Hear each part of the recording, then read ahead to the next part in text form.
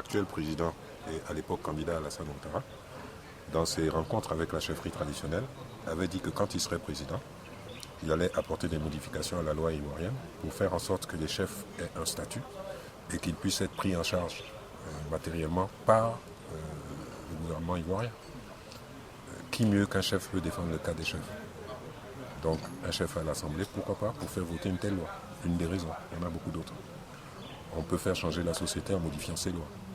Certaines de nos lois qui nous régissent aujourd'hui ont été votées en 1960 et n'ont pas été remaniées depuis. Prenons le cas des allocations familiales. J'ai été interpellé hier par une maman qui est divorcée et dont le mari continue à toucher les allocations familiales alors que c'est elle qui a la charge de l'enfant. La loi peut le changer. Il y a beaucoup de choses, beaucoup de domaines qui peuvent permettre de faire avancer la société.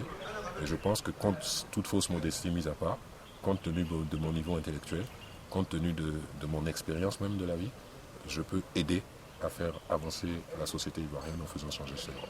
Alors, vous êtes descendant vous êtes de la lignée des Boigny, Fouette Boigny, et puis en même temps, vous postulez à ce poste politique, alors qu'on sait que les fils de Fouette Boigny n'ont jamais fait la politique, et vous voulez défendre les droits des populations démunies. On peut vous considérer comme la jonction entre ces deux niveaux de la société. Je vous ai dit tout à l'heure que je suis docteur en médecine. Ça procède de la même démarche philosophique et intellectuelle.